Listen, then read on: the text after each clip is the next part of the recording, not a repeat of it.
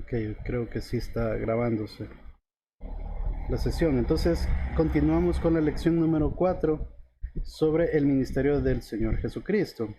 Ahorita ya vamos más o menos, bueno, estuvimos viendo el ministerio pasado del Señor Jesucristo, que Él vino como Dios con las dos naturalezas, ¿verdad? Como Dios, como hombre, a este mundo a salvarnos.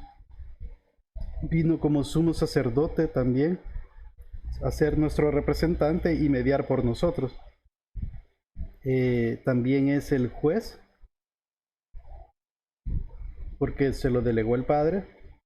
Y también es fuente de la vida cristiana, nos da un ejemplo de vida. Envía al Espíritu Santo para que nosotros podamos ser consolados y para que podamos eh, pues recibir de la mejor manera la palabra, poder vivir en consecuencia para dar esos frutos que son los que el Señor necesita o que requiere de nosotros.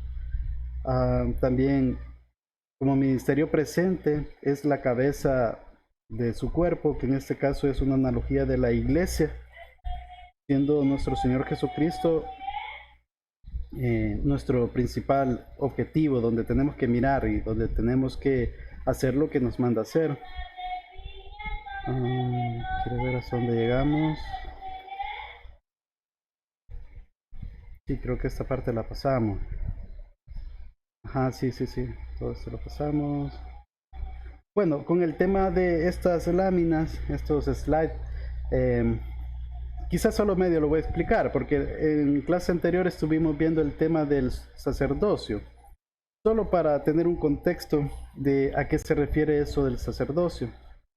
Como ustedes saben, cuando el pueblo de Israel salió de Egipto porque estaban esclavizados, entonces ahí surgieron varias fiestas judías, como por ejemplo la Pascua, que tenían que sacrificar a un corderito y con la sangre del corderito pintaban el dintel de las puertas con la sangre.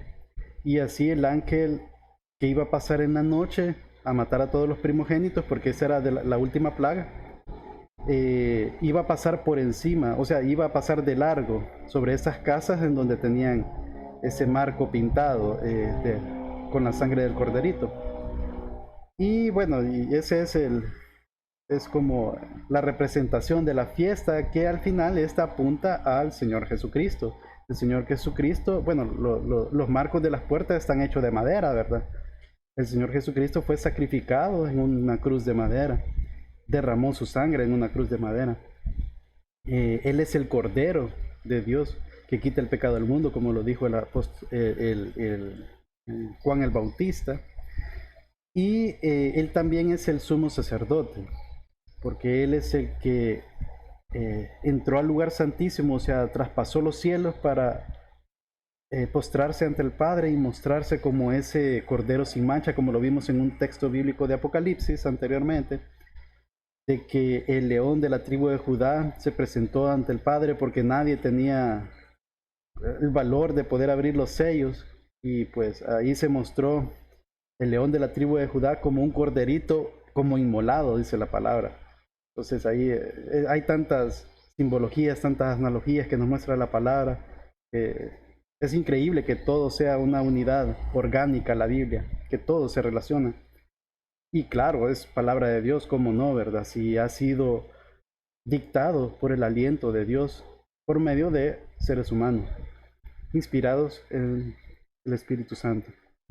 Entonces, el tabernáculo, durante esa salida del pueblo de Israel de Egipto, recibieron los israelitas los mandamientos, las leyes, los estatutos en el monte de Sinaí, y ahí pues a Moisés se le mostró el modelo de este tabernáculo, porque Dios ha querido convivir con nosotros, morar con nosotros. Entonces, esta es una representación de que ahora, tanto Dios el Padre como nuestro Señor Jesucristo habita en nosotros por medio del Espíritu Santo.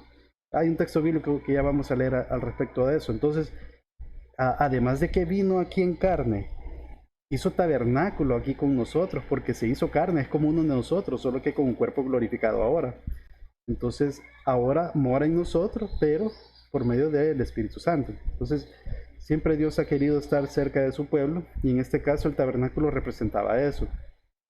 Era un tabernáculo como movible, en donde tenía su cortina de entrada, estaba como, tenía un su perímetro. Aquí pues solo podía entrar los sacerdotes a servir, y pues ahí degollaban a la víctima, se le conoce en el Antiguo Testamento, pero viene siendo como animalitos, ¿verdad? Corderos, carneros, este, palominos y entre otros, ¿verdad? Hasta aves también. Entonces el objetivo era eso, ¿verdad? Que el perdón de pecados, dar ofrendas de paz, ofrendas de agradecimiento, en fin, todo eso era para cubrir, por así decirlo, los pecados de las personas y del pueblo en el día de la expiación, por ejemplo, la fiesta judía que tanto hemos hablado. Entonces este es el atrio del tabernáculo. Aquí estaba el lugar santo, en donde habían varios elementos, que todo esto apunta al Señor Jesucristo. Y está el lugar santísimo, que es un cuadrado perfecto prácticamente, todos sus lados son iguales. Y ahí es donde está la presencia de Dios por medio de el arca del pacto. Entonces, ahí dentro del arca del pacto estaban contenidos las tablas de la ley, los 10 mandamientos, la vara de Aarón que reverdeció. En una vasija tenían un ejemplar del maná. Y pues todas esas cosas desaparecieron en su momento, ¿verdad? Cada una de esas cosas, y hoy en día pues nadie sabe dónde está. Porque simplemente ya no hay templo, ¿verdad? Y desde antes que estuviera el templo de Herodes, creo que ya no estaba, ya algo pasó, ¿verdad? En esos tiempos, pero el punto aquí es de que el lugar santísimo en donde estaba la presencia de Dios, había una separación de una cortina para poder llegar al lugar santísimo, porque es un lugar totalmente importante, santo, que no cualquiera podía entrar. De hecho, el sumo sacerdote, o sea, el descendiente de Aarón que ha sido designado para ser sumo sacerdote, entraba una sola vez en el año a ese lugar santísimo, por la fiesta de expiación que hemos explicado anteriormente. También estaba el altar del incienso, prácticamente enfrente de la cortina del lugar santísimo. Este incienso representaba como las oraciones, representa las oraciones de los santos, hoy en día, siendo como un paralelismo. La menorá estaba a un lado, en donde es ese candelero de 7 palitos, no sé cómo se llaman, ramitas, que es una representación del Señor Jesucristo, que él mismo dijo que Él es la luz del mundo. También estaba la mesa de la proposición con los 12 panes del testimonio, que representa cada uno de esos panes o tortas, representan cada tribu. Y bueno, y hay un montón de simbolismos aquí que por cuestiones de tiempo no lo vamos a ver, pero este tabernáculo llegó a ser un templo, que este fue el templo que hizo Salomón. Básicamente la estructura es la misma, o sea, los lugares más representativos ahí están. Ahí pueden ver como la representación o la comparación de una cancha de fútbol con respecto al tamaño de este templo. Era un poco más significativo en su tamaño que el tabernáculo. Si se fijan, el tabernáculo era como más pequeñito. Sin embargo, Dios nunca les pidió de que le hicieran un templo. Fue el rey David que tuvo esa iniciativa, y pues ahí vimos la profecía, el pacto davídico que le hizo Dios a él, de que un descendiente de él iba pues ser el mediador de este nuevo pacto, y bueno, que íbamos a recibir muchas bendiciones, ¿verdad? Por eso. Entonces este templo, si se fijan, es bastante parecido. Está el patio superior, donde están los sacerdotes haciendo los sacrificios en el altar, quemándolo. o bueno, ahí depende del tipo de ceremonia que se está haciendo. Estas son cosas nuevas, ¿verdad? Dos postes o ¿cómo se le llaman? Bueno, Jaquín y Boaz, creo que, aquí está Jaquín y Boz. Son como los nombres de las torrecitas estas. Pero el principio es el mismo. Aquí está el lugar santo, está la menorá, está la mesa de la proposición, el altar del incienso. Aquí está la cortina para llegar al lugar santísimo y aquí está el arca del pacto con los dos querubines que prácticamente están por encima del arca.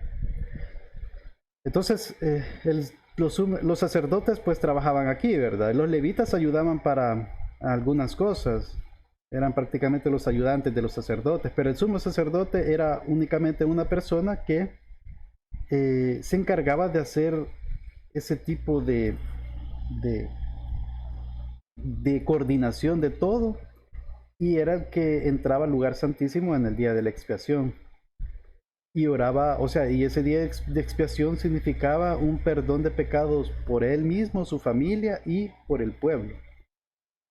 Luego, como fue el templo de Salomón fue destruido cuando llegaron los babilonios y prácticamente fueron a cautividad, casi todo Jerusalén, ya Judá, pues, o sea, prácticamente ya estaba todo decidido ahí de que ganaron los babilonios y solo quedaron la gente muy pobre ahí y otra gente de otros lados. Y quedó destruida, quemada toda la ciudad, el templo destruido. Entonces, 70 años después de ese exilio de Babilonia, surgió el decreto por medio de Ciro, que por cierto hay una profecía ahí en el libro de Isaías en donde hace mención del nombre Ciro, de que iba a ser el que iba a dar la orden para que se edificara el templo. Y muchos quieren tapar, o sea, dicen de que ese libro fue posteriormente escrito, ya cuando ya había estado Ciro, pero realmente nosotros por la fe creemos que efectivamente el profeta Isaías, inspirado por el Espíritu Santo, profetizó años antes de que Ciro saliera como rey de Persia, de los medos y persos, de que llegaron a derrotar a los babilonios. Pero bueno, entonces este templo fue construido con mucha controversia, con mucha resistencia por parte de los enemigos del pueblo de Judá, de los judíos. Pero al fin y al cabo lo hicieron de una forma más o menos, ¿verdad? Pero la presencia de Dios no llegó a este templo. O sea, no lo vemos claramente, no está escrito en la Biblia, o sea, no pasó. No es como en el tabernáculo, que ahí sí claramente llegaba la nube, nadie podía ver cuando estaba dentro, Moisés hablaba cara a cara con Dios, ahí en el templo. Cuando se hizo el templo de Salomón, también ahí enfrente de Salomón y de todos los israelitas que estaban ahí, se pudo ver la presencia de Dios que llegó. Y bueno, o sea, ahí están las pruebas de que sí estaba la presencia de Dios ahí. Pero después hasta hay una profecía, cuando ya estaba en Babilonia, ahí se pudo ver en cierta visión de un profeta, no me acuerdo si era Ezequiel o Isaías, de que esa presencia se retiró de ahí. Y ya no, y como el templo ya estaba destruido, ¿verdad? Cuando lo volvieron a hacer el templo, no vemos en la escritura en ninguna mención de que se reveló también, o sea que vino la presencia de Dios a este templo. Más adelante en el tiempo, en esos 400 años que pasaron después del último profeta, que creo que fue no me acuerdo si Zacarías o Malaquías, que fue el último profeta, creo que fue después del libro de Nehemías, creo que ese es el final. Y de ahí para allá ya no hay como revelación, ya no hubieron profetas, hubieron 400 años que no hubo revelación hasta llegar al año cero, cuando nació Cristo Jesús y todo lo demás, ¿verdad? Pero en esos 400 años antes de Cristo, ¿verdad? Que pasaron, no hubo profecía, y de ahí salen los libros deuterocanónicos, que eso lo vamos a ver más adelante en otra lección. El punto ahí es de que este templo de Herodes lo hizo, bueno, varios Herodes han habido en la historia, pero uno de ellos fue que lo hizo grande, bonito. Si se fijan, es sumamente, de hecho es más grande que una cancha de fútbol. Era un templo muy bonito, por eso es que los apóstoles, bueno, perdón, los discípulos le dijeron a Jesús, mira ese templo, esas piedras y todo eso, y ahí fue la profecía, ¿verdad? Que habló el Señor sobre qué iba a pasar con ese templo, ¿verdad? Pero bueno, eso era un poco del contexto de eso del templo, ¿verdad? Ahora nosotros somos el templo, el cuerpo de Cristo, la iglesia. Nosotros somos como piedras vivas dentro de ese templo. Nosotros somos, tenemos la presencia de Dios, ya no está en un lugar específico, sino que la presencia de Dios está dentro de cada uno de nosotros porque el Espíritu Santo mora en nosotros. Nosotros somos parte de ese cuerpo de Cristo que es la iglesia. Entonces, otro de los ministerios que tiene actualmente el Señor Jesucristo es preparar un lugar para nosotros. Eso lo vamos a ver en Juan capítulo 14 del 1 al 3. Si me puede ayudar un hermano o una hermana a leer este texto, por favor.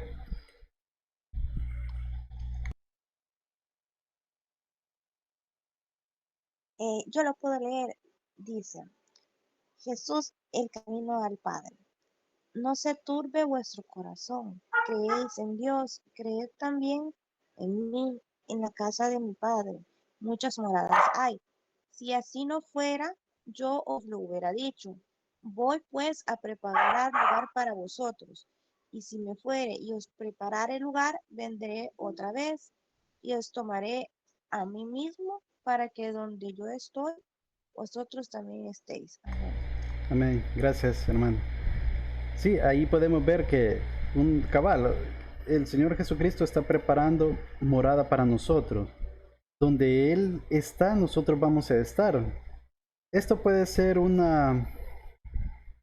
acercamiento a lo que nos va a pasar a nosotros. Cuando nosotros morimos, estamos ausentes en el cuerpo, ajá, y presentes ante el Señor. Estaremos en los cielos, en la presencia del Señor Jesús, en la presencia de Dios. Y ese es un lugar temporal, porque llegará un momento en que el Señor Jesucristo vendrá a ese cielo nuevo y esa tierra nueva y vamos a reinar ahí. Con él, bueno, vamos a estar con Él, ¿verdad? Entonces, esa morada a la que se refiere sí, es como un espacio, es como decir de que vamos a estar con Él, que tenemos un lugar especial para estar con Él, pero también puede significar el cuerpo celestial que vamos a recibir cuando venga por segunda vez el Señor. Vamos a recibir un cuerpo nuevo, celestial, glorificado, en donde ya no vamos a padecer enfermedades, ya no va a haber dolor, llanto, muerte, ya no vamos a tener relación con el pecado. Y bueno, y va a ser algo muy glorioso, algo muy bonito. Vamos a estar siempre con el Señor.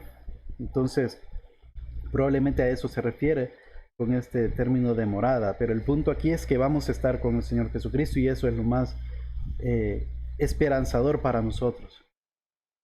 También dice que es nuestro abogado. Esto ya lo hemos leído en varias ocasiones, en varios textos. Lo voy a leer yo aquí rapidito, quiero ver.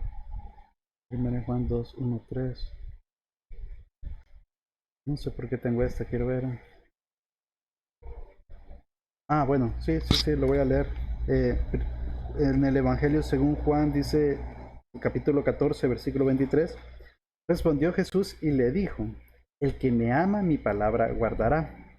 Ahí podemos ver de que si nosotros decimos que amamos al Señor Jesucristo, pues vamos a guardar y obedecer su palabra. No solamente es tenerla en la mente, sino que es aplicarla, ser oidor y hacedor de su palabra. Entonces, si nosotros guardamos, y ahí entre líneas sabemos que tiene que ver con hacer también, y no es que la salvación sea por obra, pero si estamos en un proceso de santificación, deberíamos ir mejorando poco a poco, ¿verdad? A medida que nosotros vamos madurando en la fe, ¿verdad? Y dice, y mi Padre le amará y vendremos a Él y haremos morada con Él. Bien interesante esto, porque nosotros tenemos claro de que el Espíritu Santo mora en nosotros, pero aquí nos está confirmando el Señor Jesucristo de que el Padre y el Señor Jesucristo también morarán en nosotros, o sea, mora en nosotros, ahora que somos nueva criatura. ¿Cómo es eso? Por medio del Espíritu Santo. Acuérdense que Dios es uno en tres personas. Entonces, ahí puede decirse que si tenemos al Espíritu Santo en nosotros, pues está el Padre con nosotros, también está el Señor Jesucristo con nosotros.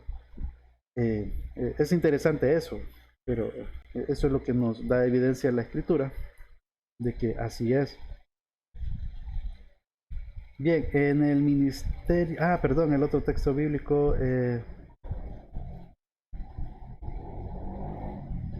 lo voy a leer yo también para ir un poco rápido. Primero de Juan, capítulo 2, versículos del 1 al 6. Hijitos míos, estas cosas os escribo para que no pequéis. Y si alguno hubiera pecado, abogado tenemos para con el Padre, y a Jesucristo el justo. Y Él es la propiciación por nuestros pecados, y no solamente por los nuestros, sino también por los de todo el mundo. Ojo, no, ese todo el mundo no significa toda la gente, porque si fuera así, fuera universalismo, todos nos salváramos. Obviamente hay una condición, eso es tener la fe puesta en el Señor Jesucristo. Eso es ser nacidos de nuevo por medio del Espíritu. Eso es que nosotros hemos llegado a conocer, a reconocer que somos pecadores y que necesitamos un Salvador, arrepentirnos y tener la fe puesta en el Señor Jesucristo, en su obra, en su ministerio. Entonces, no es así nomás, ¿verdad? Para que nosotros podamos ser justificados hay una condición. Entonces no es así para todo el mundo. En el sentido, sí es para todo el mundo, de que ahí está la puerta abierta, ¿verdad? Para entrar, y nosotros tenemos la llave que es el Evangelio. Eso sí, nosotros no sabemos quiénes son salvos y quiénes no, ¿verdad? Entonces es nuestra responsabilidad tener que compartir el Evangelio con los demás. Y en esto sabemos que nosotros le conocemos si guardamos sus mandamientos, nuevamente, así como pasa con el Señor Jesucristo, si le amamos, pues vamos a guardar los mandamientos. Entonces, si le conocemos, debemos de guardar sus mandamientos también. El que dice yo le conozco y no guarda sus mandamientos, el tal es mentiroso y la verdad no está en él. Pero el que guarda su palabra, en este verdaderamente el amor de Dios se ha perfeccionado. Por esto sabemos que estamos en él. Han oído bastante esa expresión, ¿verdad? Que estamos en Cristo, que somos salvos en Cristo. Eso de estar en Él es eso, que nosotros pertenecemos al cuerpo de Cristo, nosotros somos parte de la iglesia. ¿Cuál es la evidencia? El Espíritu Santo en nosotros. ¿Cuál es la otra evidencia? Las obras que podemos hacer una vez nosotros hemos nacido de nuevo.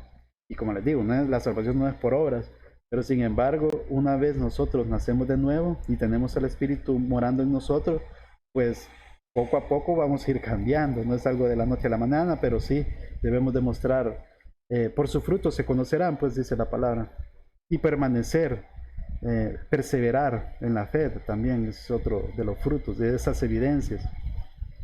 Y dice, el que dice que permanece en él debe andar como él anduvo. Aquí la parte donde hay que resaltar es que si nosotros pecamos, porque si se fijan aquí pareciera que como que pucha, no podemos pecar nosotros los cristianos, ¿verdad?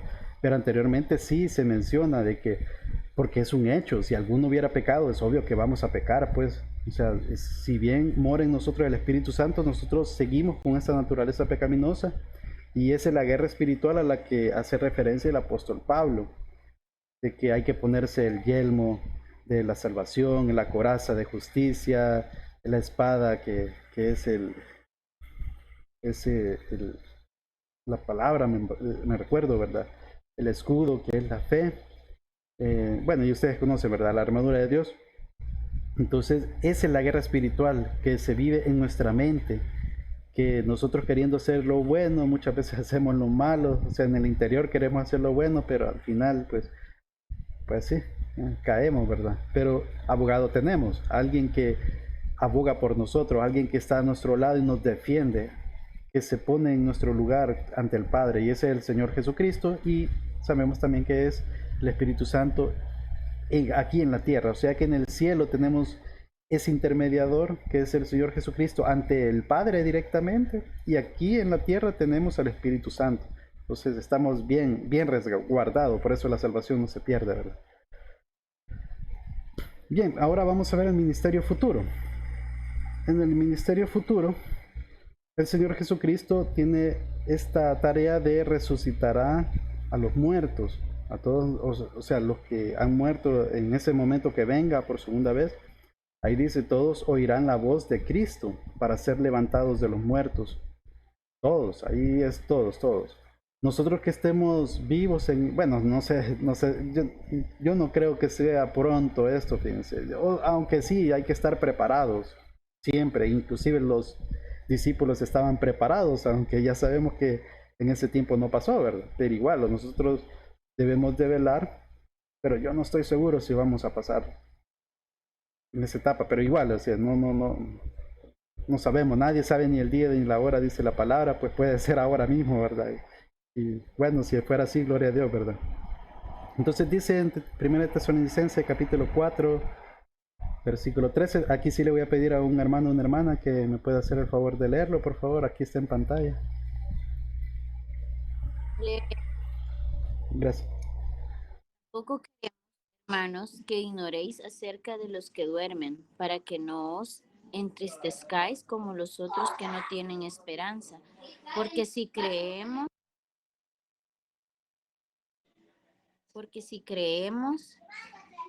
que Jesús murió y resucitó, así también traerá Dios con Jesús a los que durmieron en él.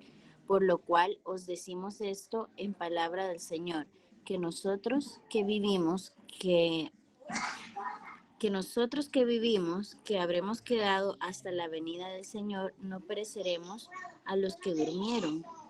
Porque el Señor mismo, con voz de mando, con voz de arcángel y con trompeta de Dios, descenderá del cielo, y los muertos en Cristo resucitarán primero. Luego nosotros los que vivimos, los que hayamos quedado, seremos arrebatados juntamente con ellos en las nubes para recibir al Señor en el aire. Y así estaremos siempre con el Señor. Por tanto, alentaos los unos a los otros con...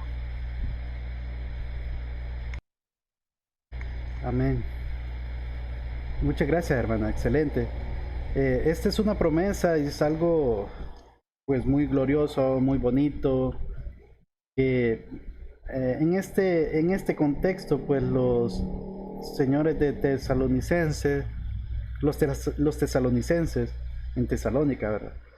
Ellos estaban un poco preocupados. Acuérdense que en las cartas que tenemos registradas en el Nuevo Testamento es como una conversación telefónica en donde nosotros solo oímos lo que dice una persona, no sabemos lo que está diciendo la otra persona. Algo así es este tema de las cartas. No sabemos muy bien cuáles fueron las palabras que los hermanos de Tesalónica le escribieron a Pablo, pero por este contexto entendemos de que ellos estaban preocupados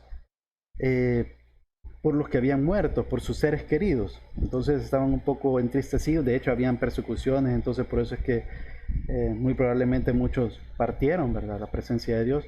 Entonces el apóstol Pablo les da consuelo y les dice que no se entristezcan, y les da un misterio, bueno, les da a entender estos principios que nosotros nos dan también esperanza, de que si nosotros creemos que Jesús murió y resucitó, entonces nosotros debemos saber que ese es el camino que nosotros llevamos también. Nosotros, si morimos, pues antes de que venga el Señor por nosotros, tenemos esa esperanza que vamos a resucitar también con un cuerpo nuevo. Ahí lo menciona, bueno, y los que están aquí en la tierra en ese momento que venga el Señor, pues aquí lo menciona el apóstol Pablo, y como ven, el apóstol Pablo hacía de ver como que él iba a estar ahí presente. Por eso es que nosotros debemos seguir, o sea, velar y esperar, o sea, y tratar de vivir una vida que sea agradable a Dios para que no nos encuentre en una situación fea, ¿verdad? Aunque nosotros sabemos que si Dios, desde antes de la fundación del mundo, nos ha elegido para salvación, y Él vive en la eternidad, Él sabe todos los pecados que vamos a cometer en toda nuestra vida aquí en la tierra, ¿no? Entonces, pero Él nos seleccionó, entonces pues tenemos esa esperanza, ¿verdad? Pero aquí el punto es esto, que eh, los que, los que vivimos, dice, hasta la venida del Señor no precederemos a los que durmieron, o sea que primero el Señor va a hablar, o sea, va a venir en las nubes y con voz de arcángel, con trompeta de Dios, o sea, es algo que todos se van a dar cuenta, pues, porque eso de voz de mando, voz de arcángel, queda a entender, trompeta de Dios, o sea, está hablando de cosas muy ruidosas. Y ahí hay una controversia, ¿verdad? Que está la teoría o la teología, digamos, teología del rapto secreto. Um, Ahorita no me quiero meter en ese tipo de controversia, ¿verdad? Solo ahorita lo dejo así, ¿verdad? En pausa, para que ustedes puedan reflexionar. Pero este texto bíblico es de los más ruidosos de toda la palabra. Voz de mando, con voz de arcángel, con trompeta de Dios, descenderá del cielo. Y los muertos en Cristo, o sea, ellos van a ser resucitados primero. Van a recibir un cuerpo glorificado. Luego nosotros, los que vivimos, los que estemos en ese momento, si es que estamos, ¿verdad? Los que hayamos quedado, seremos arrebatados juntamente con ellos. Ese es el arrebatamiento con ellos, en las nubes para recibir al Señor en el aire. Ojo con eso. Dice la palabra que seremos arrebatados juntamente con ellos en las nubes. ¿Para qué? Para recibir al Señor. Bien raro, ¿verdad? O sea, ¿por qué lo vamos a recibir en las nubes? ¿No sería más lógico decir de que vamos a irnos con el Señor? Entonces, ahí pareciera que lo vamos a recibir, o sea, que vamos a estar en las nubes, vamos a recibir al Señor, ¿verdad? Muy probablemente para bajar, pero bueno, ahí lo dejo, esa inquietud, ¿verdad? Y así estaremos siempre con el Señor. Por tanto, alentados los unos a los otros con estas palabras. O sea, tenemos ese consuelo, esa esperanza de que el Señor Jesucristo nos dio el ejemplo. De hecho, Él dijo que era el camino, la verdad y la vida. El camino, nosotros vamos a seguir sus pasos, morimos y resucitamos y vamos a resucitar en ese día.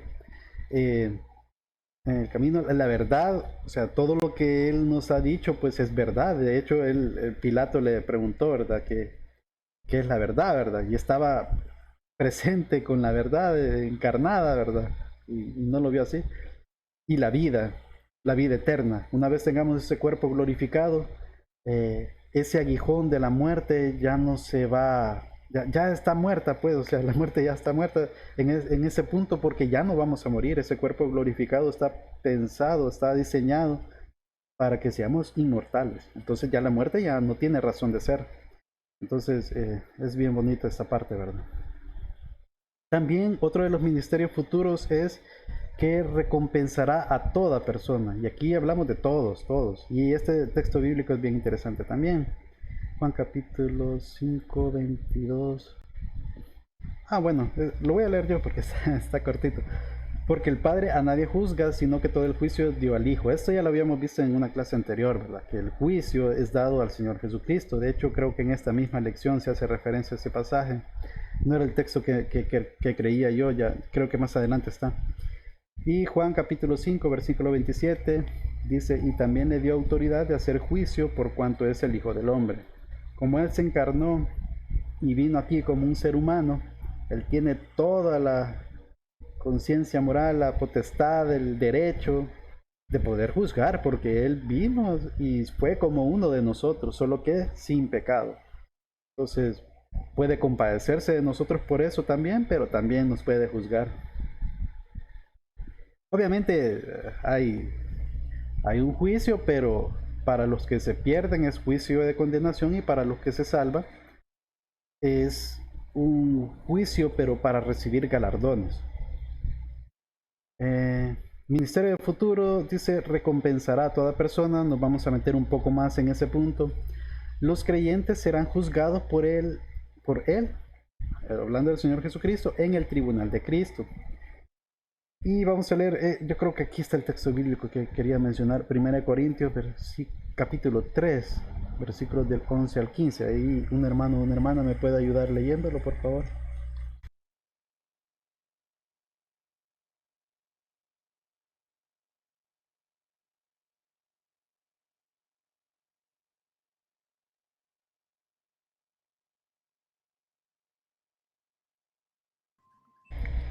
porque nadie puede poner otro fundamento que el que está puesto, el cual es Jesucristo.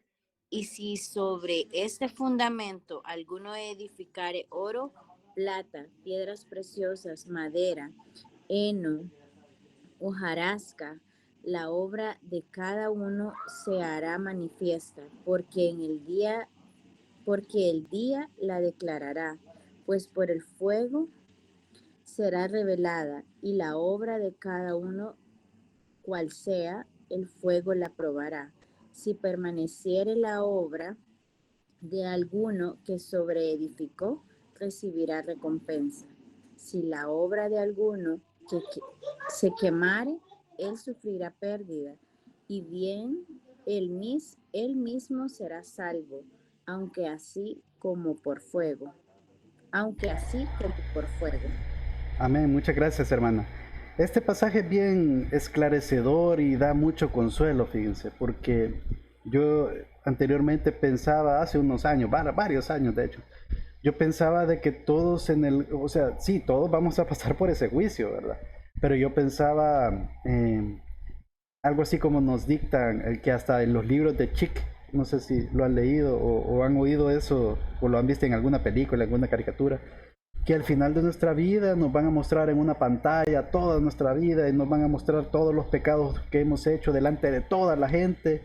Entonces va a ser un momento bien bochornoso, ¿verdad? Entonces yo pensaba antes eso, ¿verdad? Que feo, ¿verdad? Que todos se van a dar cuenta de todos mis pecados. Pónganse en pensar, o sea, todas las cosas malas que uno ha hecho en lo secreto, cosas bochornosas, no sé, o sea, bien triste eso, ¿verdad? Pensar en eso. Pero es por una cuestión de no haber leído lo suficiente, ¿verdad? La palabra, porque una vez uno entiende o escudriña más las escrituras, se da cuenta de que el Señor Jesucristo nos perdona por medio de Él, ¿verdad? Somos perdonados de nuestros pecados, pasados, presentes y futuros, porque el Señor nos elige para la salvación desde la eternidad, porque Él no tiene principio y fin, Él vive en la eternidad, Él sabe cómo va a terminar todo. Eh, entonces, y en la palabra nos testifica de que nuestros pecados van a ser como una piedra hundida en el fondo del océano, como está, como los extremos de un horizonte, pues así están, así van a ser alejados nuestros pecados, o sea, ya no se va a recordar de los pecados del Señor por medio del Señor Jesucristo, estando en Cristo. Ahora, este texto me gusta mucho porque aquí se menciona, ¿verdad? Nadie puede poner otro fundamento que el que está puesto, el cual es Jesucristo. En otra parte de la Escritura también se menciona de ese fundamento que son los apóstoles, porque ellos escribieron de forma directa o indirecta el Nuevo Testamento, y esa es palabra de Dios, es la revelación completa que tenemos de la palabra de Dios. Pero en ese mismo texto bíblico se hace mención de que Jesucristo es la piedra angular. Entonces esa edificación pues, es una forma de verlo, ¿verdad? En esta analogía siempre se maneja el tema del fundamento, solo que aquí se dice que es el Señor Jesucristo y está bien, así es, ¿verdad? Es según la analogía. El fundamento es el Señor Jesucristo. Y sobre este fundamento alguno edificaré oro, plata. ¿Qué significa eso de edificar? Es cómo manejamos nosotros nuestra vida, cómo la llevamos. Hay personas que viven una vida íntegra, tal vez no perfecta, pues, pero sí una vida adecuada, o sea, hicieron bien las cosas desde pequeños. Bueno, yo admiro bastante a los pastores, no a todos, ¿verdad? Porque hay unos que tienen mal testimonio, más que todo en algunas iglesias, ¿verdad? No podemos ponerlas todas, ¿verdad? En esa canasta. Pero por lo menos, no sé, o sea, por lo menos en nuestra iglesia, pues yo veo a los pastores y los veo bastante admirables, pues. Eh, no sé, o sea, entonces hay personas que han construido, han edificado, eh, no sé, con oro, con plata, con piedras preciosas, con madera, pero también hay quienes, y podríamos ser nosotros, ¿verdad? Con heno, con hojarasca, ¿y qué es eso? Son cosas, pues sí, que no tienen mucha resistencia, ¿verdad? Entonces la obra de cada uno se hará manifiesta, porque el día la declarará, pues por el fuego será revelado. ¿Qué es lo que hace el fuego? Es probar las cosas, ¿verdad? El fuego pues permite probar el oro, algunos metales. O sea, vamos a ser probados, nuestra obra, nuestra forma de vivir en este mundo va a ser probado, o sea, va a ser eh, como puesta en peso, ¿verdad? Algo así, probada. Y ahí se menciona la obra de cada uno. Hermano Oscar. Hola, sí, díganme. Fíjese que me surge una duda ahorita. Hay no recuerdo la cita bíblica donde hay voy a decirlo así, una lista de pecados que dice que estos no entrarán al reino de los cielos. Uh-huh. Y esto aplica, por ejemplo, si una persona ya es creyente, se ha arrepentido y ha reconocido que necesita el perdón de Cristo,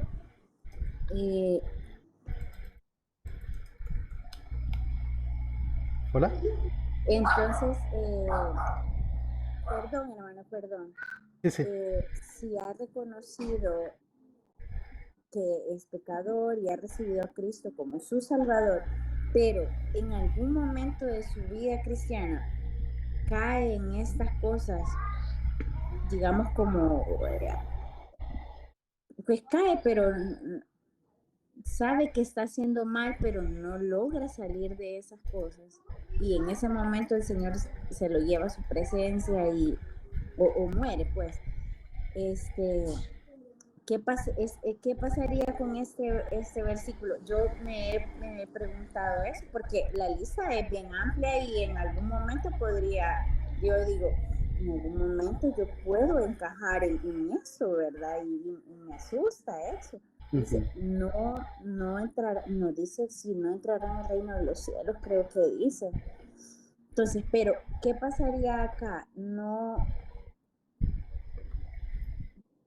Sí. va a ser pesado como mi vida espiritual. Ahí aplica eso. No sé si me comprende la pregunta, hermana. Sí, sí. Mi vida, ¿no?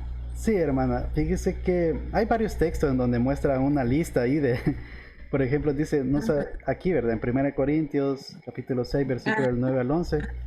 Sí. Ni los fornicarios, ni los idólatras, ni los adultos, ni los afeminados, ni los que se echan por ahí, ni los ladrones, ni los avaros, borrachos, ni los maldicientes. Y de hecho en Apocalipsis hay otro, ese quería encontrar, pero no sé por qué no lo hallé. Hace mención de que inclusive hasta los mentirosos no van a heredar la vida eterna. Yo tuve esas dudas también, fíjese, en su momento. Pero entonces la salvación, o sea, si fuera así, la salvación no es por gracia, es por obras. El detalle es esto, que ninguno de nosotros, y así como dice la palabra, no hay justo ni aun uno. Si no fuera por la elección del Padre, por el hecho de que nosotros somos santificados, somos santos en Cristo, si no fuera por ese nuevo nacimiento en nosotros, o sea, nosotros no podríamos ser salvos. Por eso es que la salvación es pura misericordia de Dios. No es por nuestra justicia, no es por nuestra elección hacia Él, sino que Él nos amó primero y nosotros venimos a ser parte de la familia de Dios por medio del Señor Jesucristo. Ahora, sí, vaya, en ese caso la salvación no se pierde, no se pierde porque la Biblia nos testifica de eso. Hay un texto bíblico que dice en 1 Juan capítulo 2 versículos del 19 al 21. Dice, salieron de nosotros, pero no eran de nosotros, porque si hubiesen sido de nosotros, habrían permanecido con nosotros. Pero salieron para que se manifestase que no todos son de nosotros. Pero vosotros tenéis la unción del Santo y conocéis todas las cosas. No os he escrito como si no ignoraseis la verdad, sino porque la conocéis y porque ninguna mentira procede de la verdad. Entonces ahí podemos ver de que sí existe el trigo y la cizaña en el mundo y inclusive en las iglesias, ¿verdad? Hay personas que van a ser salvas y no, y tal vez han pasado su vida en la iglesia y a las horas de las horas pues apostatan de la fe, digamos, niegan a Dios, niegan a Jesús y bueno, y tienen una vida así desenfrenada, ¿verdad? Entonces muy probablemente nunca fueron de nosotros, o sea, aunque parecían, puede ser que nunca hayan sido salvos. De verdad, es el pecar bien intencionalmente. Ujú. Ajá, cabal, porque fíjese que hay personas que también viven unas vidas así complicadas, ¿verdad? Porque así como dice el apóstol Pablo, que el querer hacer el bien está en él, ¿verdad? En nosotros también, pero al final caemos o sea, y ahí es donde dice que como dice, a ver, ¿quién me, quién me, de este cuerpo de muerte, como es que dice, ¿quién me librará de este cuerpo de muerte? En ese contexto es donde él dice, miserable de mí es la cosa, que dice, ¿quién me librará de este cuerpo de muerte? Gracias doy a Dios por Señor Jesucristo. Así que yo mismo con la mente sirvo a la ley de Dios, más con la carne a la ley del pecado. O sea, nosotros seguimos en este cuerpo pecando y pues es algo que así es, ¿verdad? Entonces, por eso es que la salvación es por gracia y es por medio de la fe en Cristo Jesús, así como dice en Efesios capítulo 2, versículos del 8 al 9, ¿verdad? Que por gracia somos salvos por medio de la fe en Cristo Jesús y no por obras. Entonces, porque si no fuera así, pues no hubiera forma que fuéramos salvos, ¿verdad?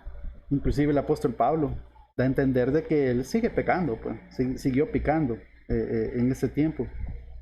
Y con la mente, no, pues, o sea, esa es la diferencia de un cristiano y un no creyente, ¿verdad? Que nosotros nos sentimos mal al pecar, pues sabemos que estamos mal, pues si nosotros confesamos nuestros pecados ante Dios y, y esto, pues yo estudié un año en una iglesia, en un colegio católico y a ellos les enseñan a ponerse el escapulario, cosas así, y nos decían de que si nosotros de repente hemos pecado, digamos, hemos dicho una mentira, salimos a la calle, nos atropella un carro, que supuestamente eso nos iba a ayudar y que no sé qué, y ellos creen en el purgatorio, un montón de cosas extrañas, ¿verdad? Que no son bíblicas. Eh, si yo peco ahora y de repente algo pasa y me muero, o sea, no pierdo la salvación. Eso no es así, pues, o sea, la salvación es por gracia. Entonces, sí hay personas que se descarrían, pero habría que preguntarles qué piensan del Señor Jesucristo. Yo creo que esa es la pregunta clave. Si ellos creen que el Señor Jesús es Dios, si ellos creen que Él pagó el precio por nuestros pecados y tienen la esperanza de que Él los puede salvar, a pesar de que son pecadores, yo creo que es una persona salva, pues, porque en eso consiste la fe, pues, en reconocer que nosotros somos pecadores, en reconocer que nosotros mismos no nos podemos salvar, en reconocer que por nuestras obras no vamos a agradar a Dios. Nosotros podemos agradar a Dios únicamente por la fe y somos salvos por medio de la fe en Cristo Jesús. Entonces, no sé si por ahí va más o menos la respuesta, hermana. Sí, gracias, hermano, por responderme. Gracias. Ok. Gracias, hermana, por consultar también. Bien, entonces, este texto de hecho es bien bonito porque de eso, algo así nos habla, porque nuestras obras van a ser probadas por fuego. Y si nosotros vivimos una vida desenfrenada y sí creemos en Jesús, creemos que Él es nuestro Salvador, creemos que Él es Dios, pero si vivimos una vida desenfrenada y al final de nuestros días, pues morimos, entonces muy probablemente esa vida fue construida con hojarasca, ¿verdad? Entonces el fuego obviamente la va a quemar, ¿verdad? Entonces, pero esto es lo bonito. Si permaneciere la obra de algunos que sobreedificó, recibirá recompensa.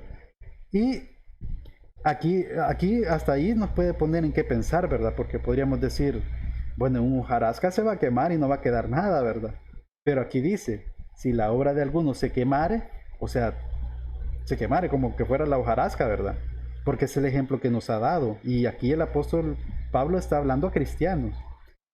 Él sufrirá pérdida, dice, si bien él mismo será salvo. Ahí nos da ese consuelo de que aunque nosotros,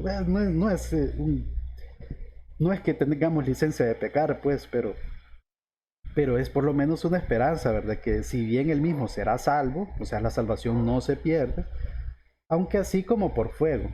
Yo creo que así como también en otra parte de la escritura menciona el apóstol Pablo que no es lo mismo la brillantez del sol, de la luna, de las estrellas, nos da a entender de que, hablando del cuerpo glorificado, ¿verdad?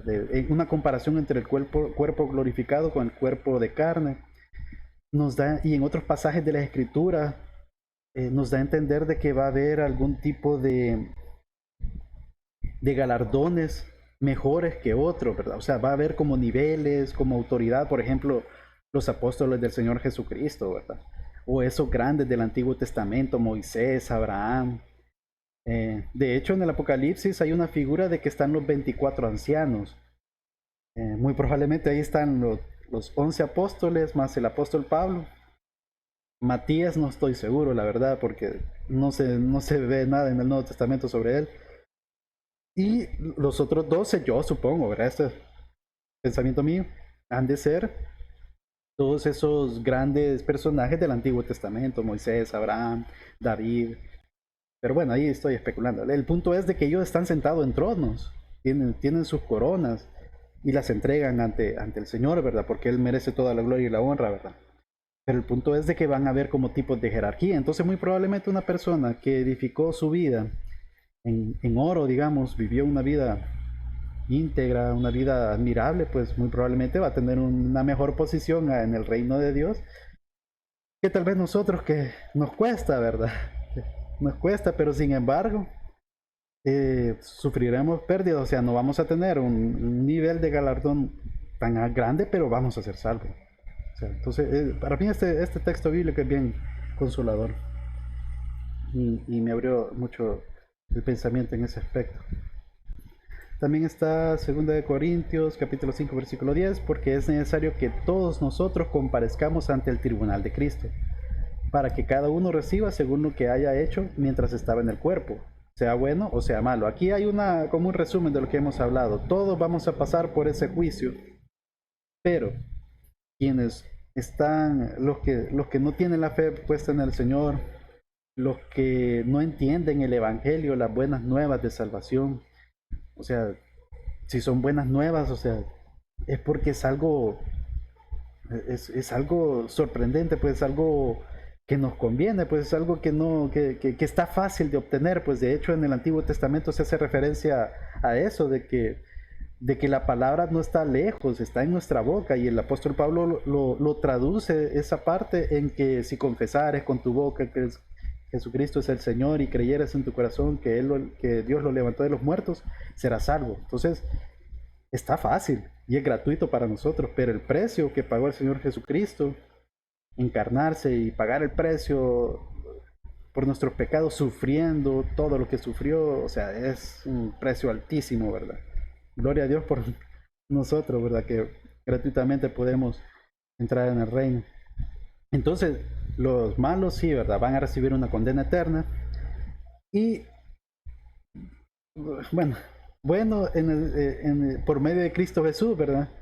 Los que somos salvos por medio de Cristo Jesús, pues nosotros vamos a recibir galardones. Ese es el punto ahí. Quiero ver qué son. Voy a ir rapidísimo porque necesito terminar este tema de hoy. Después del arrebatamiento de la iglesia, el cielo para todos los creyentes, aunque con una cantidad variada de recompensas. Ahí parte de lo que estaba mencionando, ¿verdad? En un momento, en un abrir y cerrar de ojos, a la final trompeta, porque se tocará la trompeta, los muertos serán resucitados incorruptibles y nosotros seremos transformados. Vamos a tener todos un cuerpo glorificado, los hijos de Dios, ¿verdad? Porque es necesario que esto incorruptible se vista de incorrupción y esto mortal se vista de inmortalidad. Vamos a ser inmortales de ahí en adelante. Parte del ministerio futuro también es que Él va a gobernar a todo el mundo. En su regreso tomará las riendas del gobierno, un gobierno perfecto, ¿verdad? Va a ser teocrático. Dios es quien gobierna, el Señor Jesucristo gobernará las naciones como un director benevolente, o sea, va a ser perfecto, pues, o sea, va a ser un reinado, el reinado utópico que no puede pasar en este mundo, ¿verdad? En Apocalipsis capítulo 19, versículo 15 dice, de su boca sale una espada aguda para herir con ella las naciones, y él las regirá con vara de hierro, y él pisa el lagar del vino del furor y de la ira del Dios Todopoderoso. Aquí habla de ese tiempo escatológico futuro, ¿verdad? Que tiene que ver con su venida, que tiene que ver con que, así como dice en otro pasaje de la Escritura, de que Dios pondrá a sus enemigos delante de sus pies, o sea, va a haber juicio aquí en la tierra, pues, y Una vez pase todo eso, Él regirá con barra de hierro en el sentido de que va a ser un reinado perfecto, justo, y pues como ya no va a haber relación con el pecado porque tenemos el cuerpo glorificado, bueno, vamos a vivir contentos y alegres todos, ¿verdad? Eh, pero sí, va a haber un juicio, va a haber un tiempo, eh, el día de la ira, pues, el día de Dios, el día de Jehová. Y bueno, de ahí traía algunos otros temas, pero realmente no lo podemos ver la otra semana. Este es la última citación que hace el material. El mundo experimentará un tiempo de justicia, honradez, bienestar social, prosperidad y conocimiento espiritual, y él demostrará que es Rey de Reyes y Señor de Señores, en la misma arena donde ocurrió la rebelión del hombre contra Dios. Interesante, ¿verdad? En la misma arena, dice. Es que ese cielo nuevo y esa tierra nueva muy probablemente va a ser aquí. Yo lo creo así porque, y no es que sea testigo de Jehová, ¿verdad? Sino que en Apocalipsis, cuando hace referencia del cielo nuevo y la tierra nueva, utiliza la palabra, está neo y está la otra que ya se me olvidó. Eh, bueno, ahí le voy a compartir en WhatsApp una entrada de blog que yo hice al respecto, que tiene que ver con las etimologías de esas palabras en griego, pero el contexto da a entender de que no va a ser algo nuevo, o sea, no va a ser algo salido de la nada, sino que va a ser una renovación. Entonces, muy probablemente el reinado del Señor va a ser aquí mismo en la tierra, solo que renovada, muy probablemente por fuego, porque en varios textos bíblicos en el Nuevo Testamento hacen referencia que aquí va a haber fuego, o sea, va a pasar algo catastrófico que todo va a ser, que eso no sé cómo, pero todo se va a renovar con eso. Pero bueno. Pero eso sería, perdón, eso sería en los 1000 años que Satanás estar atado. Sí, fíjese que, ajá, ese O tema, ajá, sí, perdón, ese es un tema escatológico, es una postura, se le llama el dispensacionalismo, en donde efectivamente hay un periodo, una dispensación de 1000 años, y de acuerdo a este sistema de interpretación bíblico, eh, ¿cómo se llama? Sí, efectivamente va a ser después de los 1000 años, en donde am, ahí se va a crear ese cielo nuevo y esa tierra nueva. Ajá. Hay otros puntos de vista, está la teología de pactos, en donde prácticamente después de la segunda venida de Cristo, ahí termina todo, pues, o sea, de ahí para allá viene la restauración de todas las cosas aquí en la tierra y viviremos siempre con el Señor. Entonces ahí depende del sistema de interpretación, pero efectivamente es ya al final, ¿verdad? Donde cuando ese cielo nuevo y esa tierra nueva aparezcan, ahí es prácticamente ese tiempo en donde por fuego, ¿verdad? Va a ser como restaurado todo, o va a crear Dios un cielo nuevo y una tierra nueva, porque Dios es Dios, ¿verdad? Él puede hacer cualquier cosa, no hay nada que le impida hacer una nueva creación. Entonces, ahí cualquiera de las dos posturas está bien. No sé si respondí a la pregunta, hermano. no, hoy sí no me quedó claro. ¿Hola? Hoy sí no me quedó claro, le digo. Ah, No me quedó claro, pero bueno, si gusta le escribo como mi duda. O sea, la eternidad va a ser la tierra, pues, en la tierra o el cielo, como yo lo entiendo que es el cielo, pero y entendí que esos 1000 años es que va a haber un cielo nuevo y una tierra nueva, pero no sé. Voy a ir a leer más. sí, fíjese que según el dispensacionalismo, eh, en la segunda, bueno, primero viene Cristo por su iglesia en las nubes, ahí todos son arrebatados, es el rapto secreto, y vamos a estar con el Señor en el cielo, ahí sí es en el cielo. Ajá. Ajá, aquí va a pasar la tribulación, la gran tribulación, 7 años, ajá, Sí. y en la segunda venida de Cristo va a venir Jesús con todos nosotros a destruir a las obras de Satanás y todo, ¿verdad? Al gobierno corrupto del sistema de la bestia, ¿verdad? Y aquí reinaríamos 1000 años. según esta teología dispensacional, ¿verdad? 1000 años, entonces aquí va a haber una mezcolanza, va a ser bien extraño, fíjese, porque vamos a estar personas con cuerpo glorificado, Ujú, pero van a estar también personas de carne y hueso. ujú, Ajá, o sea, es una cosa bien extraña. sí, Y va a reinar Cristo aquí, ¿verdad? Entonces, ujú, después de esos 1000 años, o sea, y hay muchos matices que yo no les sabría explicar. De hecho, el dispensacionalismo no le explica también de por qué va a ser liberado nuevamente Satanás. O sea, por qué fue encerrado por esos 1000 años y después va a volver a salir y va a engañar ujú, a muchos otra vez, estando el reino de Jesús aquí en la tierra, bien extraño. Y entonces ahí se va a dar el Armagedón y ahí ujú. pues va a ser el final, ¿verdad? Que por fuego va a ser todo, va a ser el juicio final, pues. Y ahí viene el cielo nuevo y la tierra nueva. Ajá, Bueno, ajá, así es. gracias. Ok, ok, de acuerdo, hermano.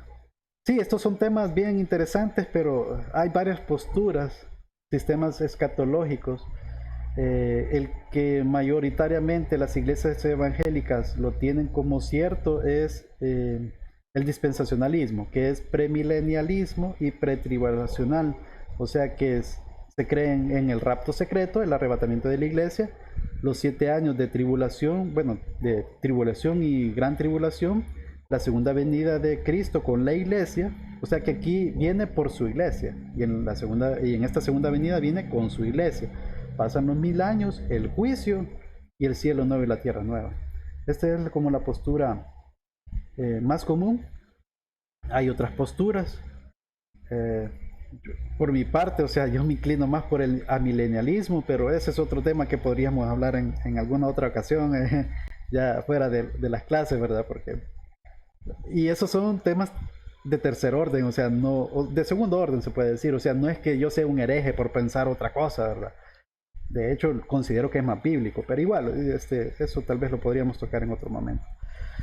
Bien, entonces no sé si hay otra consulta, algún detalle que quisieran mencionar, opinión, eh, comentarios.